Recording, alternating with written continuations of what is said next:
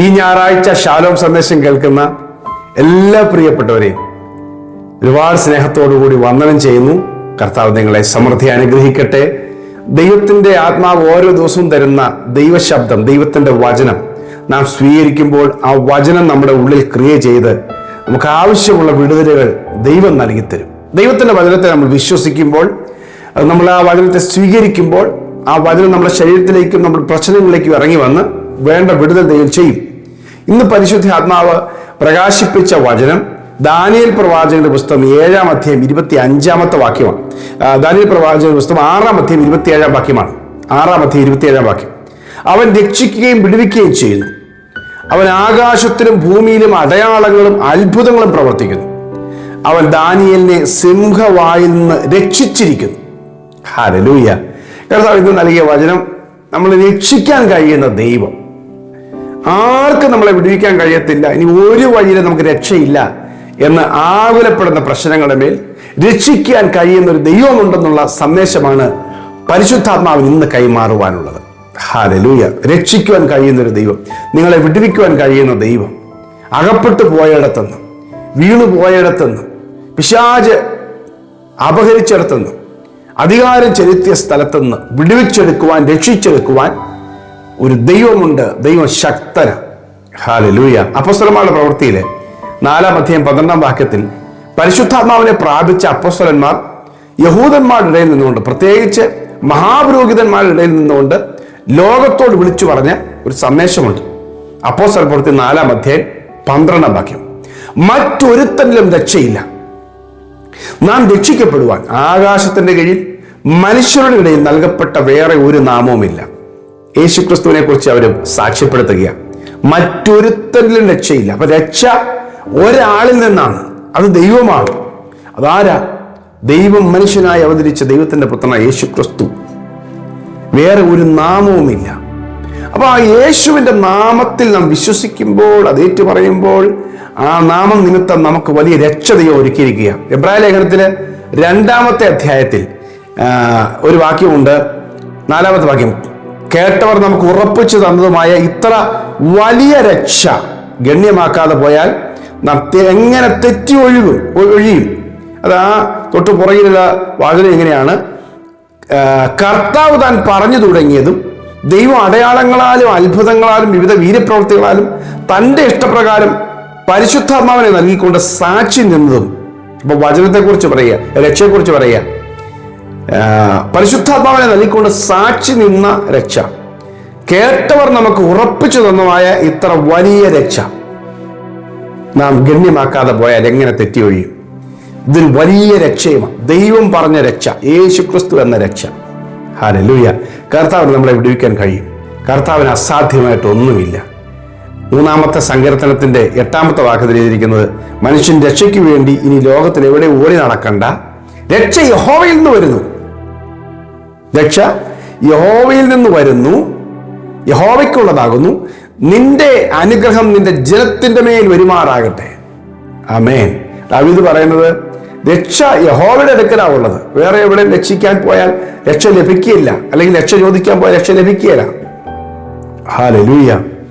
27-ാം സങ്കീർത്തനത്തിൽ പറയുന്നത്, യഹോവ എൻ്റെ വെളിച്ചവും എൻ്റെ രക്ഷയുമാകുന്നു, ഞാൻ ആരെ ഭയപ്പെടും? യഹോവ എൻ്റെ ജീവന്റെ ബലം, ഞാൻ ആരെ പേടിക്കും? അപ്പൊ എൻ്റെ രക്ഷ, എൻ്റെ വെളിച്ചം യഹോവയാകുന്നു. ദൈവത്തിനെ നമ്മളെ രക്ഷിക്കാൻ കഴിയുള്ളൂ.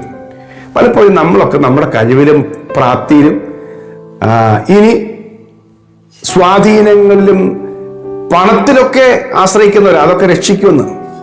ഇതൊക്കെ ഫെയിലാകുന്ന സമയത്ത് ഒത്തിരി പേര് ആശ്രയിക്കുന്ന മറ്റൊരു മാധ്യമമുണ്ട്, ആഭിചാരം, മന്ത്രവാദം, ക്ഷുദ്രക്രിയകൾ, മറ്റ് സമൂഹം അംഗീകരിക്കാത്ത കുറെ വഴികൾ. അതിലൂടെയൊക്കെ പലർക്കും രക്ഷയുണ്ടായിട്ടുണ്ട്, വിടലുണ്ടെന്ന് തെറ്റിദ്ധരിപ്പിച്ചിട്ട് അതിലേക്ക് പോകുന്ന മനുഷ്യരുണ്ട്. ഒരു കാര്യം ഉറപ്പാണ്, അതൊക്കെ ഈവിൾ സ്പിരിറ്റിലൂടെ, ഒരു ശക്തിയാണല്ലോ അവരെ പ്രേരിപ്പിക്കുന്നത്, അല്ലെ ആ ശക്തിയാണല്ലോ ആ മന്ത്രവാദത്തിൽ വർക്ക് ചെയ്യുന്നത്.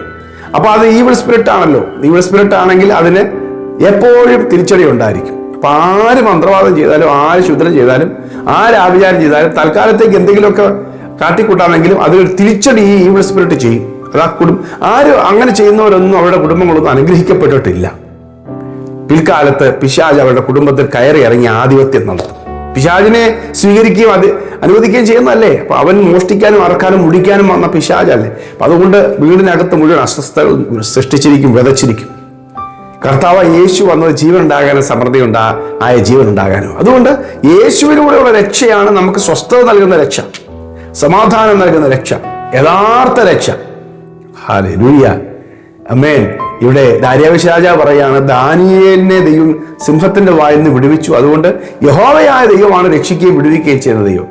അതുവരെ രക്ഷിക്കുന്നത് ഞാനാണെന്ന് ദാര്യാവേശ് രാജാവ് പറഞ്ഞിരുന്നു. കാരണം അവനെയാണ് നമസ്കരിക്കേണ്ടത്, പ്രാർത്ഥിക്കണം, അവനോട് പ്രാർത്ഥിക്കണം. വേറെ കുറെ പേര് പറഞ്ഞു രാജാവിന്റെ ദൈവങ്ങളോട് വേണം പ്രാർത്ഥിക്കാൻ. ഇത് രണ്ടും ഫെയിലാന്ന് മനസ്സിലാക്കിയിട്ട് രാജാവ് തന്നെ പറയാണ്, യഹോവയാണ് രക്ഷിക്കുകയും വിടുവിക്കുകയും ചെയ്യുന്നത്. കാരണം സിംഹത്തിന്റെ വായിൽ നിന്ന് രക്ഷിക്കാൻ ലോകത്തിലൊരു ദൈവത്തിനും പറ്റിയിട്ടില്ല. അതുകൊണ്ട് ദൈവം വിടുവിച്ചത്, ദാനിയേലിനെ വിടുവിച്ചത് കൊണ്ട് യഹോവ വിടുവിക്കും. അതേ പ്രിയമുള്ളവരെ, നിങ്ങളിന്ന് കൊഴിഞ്ഞു കിടക്കുന്ന അല്ലെങ്കിൽ നിങ്ങളിന്ന് അകപ്പെട്ട് കിടക്കുന്ന സകല കുഴികളിൽ നിന്ന് നിങ്ങളെ കയറ്റുവാൻ, രക്ഷിക്കുവാൻ, വിടുവിക്കുവാൻ യേശു ശക്തനാണ്. ഹല്ലേലൂയ. യേശുവിന്റെ ജനനത്തിങ്കിൽ ആ ഒരു പ്രോഫസി, ഒരു പ്രവചനം പറഞ്ഞത് ഇങ്ങനെയാണ്. മത്തായി സുവിശേഷം 1:21 വാക്യം, അവൾ ഒരു മകനെ പ്രസവിക്കും, അവൻ തന്റെ ജനത്തെ അവളുടെ പാപങ്ങളിൽ നിന്ന് രക്ഷിപ്പാനിരിക്കുന്നതുകൊണ്ട് അവൻ യേശു എന്ന് പേരിടണം. പാപങ്ങളിൽ നിന്ന് രക്ഷിക്കുന്നവൻ ആരാ? പാപത്തിൽ നിന്ന് രക്ഷിക്കുന്നവൻ യേശു ക്രിസ്തുവാണ്. പാപത്തിൽ നിന്ന് രക്ഷിക്കുന്നവൻ. അതിനുവേണ്ടി ഞാൻ രക്ഷിക്കാമെന്നൊരു വാക്ക് പറഞ്ഞതല്ല, തന്റെ ജീവനെ മറുബലിയായി കൊടുക്കുകയായിരുന്നു. പാപത്തിന് പരിഹാരമായിട്ട് ഒരു പ്രായശ്ചിത്ത ബലി നടത്തിയത് യേശുവാണ്. അതുകൊണ്ട് ആ പാപത്തിൽ നമ്മെ രക്ഷിക്കാൻ പറ്റുന്നു. ആമേൻ. എബ്രായലേഖനം 7:25 വാക്യത്തിൽ പറയുന്നത്, അതുകൊണ്ട് താൻ മുഖാന്തരം, ഇപ്പൊ യേശു യാഗമായി കഴിഞ്ഞതുകൊണ്ട് ആ യാഗത്തെ കുറിച്ചൊക്കെ പറഞ്ഞിട്ട് പറയാണ്, മനുഷ്യർക്ക് വേണ്ടി യേശു യാഗമായി കഴിഞ്ഞതുകൊണ്ട് താൻ മുഖാന്തരം ദൈവത്തോട് അടുക്കുന്നവർക്ക് വേണ്ടി പക്ഷപാതം ചെയ്യുവാൻ അവൻ സദാ ജീവിക്കുന്നവനാകയാൽ അവരെ പൂർണ്ണമായി രക്ഷിപ്പാൻ പ്രാപ്തനാകുന്നു.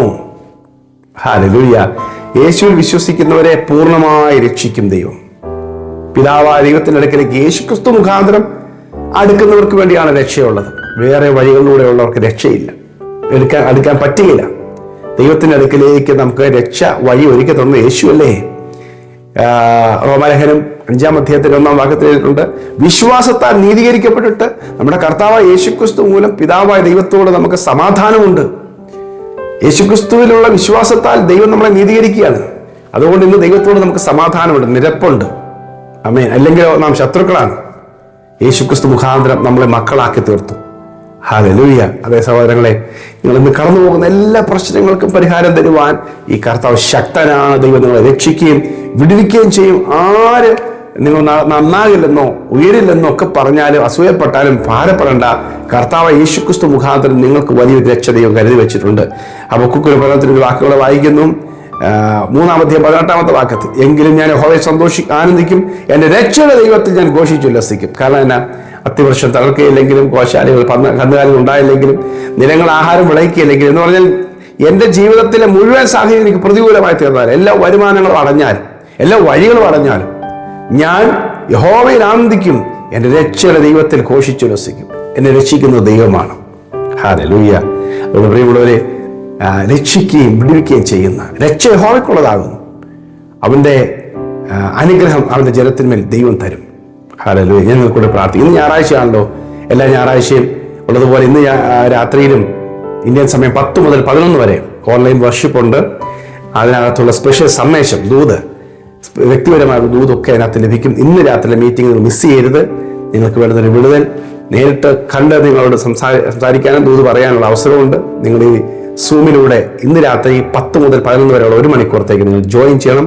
അതിൻ്റെ ഐഡിയും പാസ്വേഡും ലിങ്കൊക്കെ നമ്മുടെ യൂട്യൂബ് ചാനലിൻ്റെ ഡിസ്ക്രിപ്ഷനിലുണ്ട്. അത് കാണുന്നില്ലെങ്കിൽ നിങ്ങൾ എൻ്റെ വാട്സപ്പ് നമ്പറിൽ മെസ്സേജ് അയച്ചാൽ മതി, നിങ്ങൾക്ക് അയച്ചു തരും. നിങ്ങൾ ജോയിൻ ചെയ്യുക. God bless you. പ്രാർത്ഥിക്കപ്പോൾ പ്രിയ കർത്താവേ, ഈ മാസത്തിൻ്റെ ആദ്യത്തെ ഞായറാഴ്ച, ഈ ജൂലൈ മാസത്തിൽ ഞങ്ങൾ ഒരുമിച്ച് അങ്ങനെ സന്നിധിയിലേക്ക് വന്ന് പ്രാർത്ഥിക്കുകയാണ്. കർത്താവേ, അവിടുന്ന് ഞങ്ങളെ രക്ഷിക്കാൻ ഒരുങ്ങിയിരിക്കുന്നത് കൊണ്ട് സ്തോത്രം.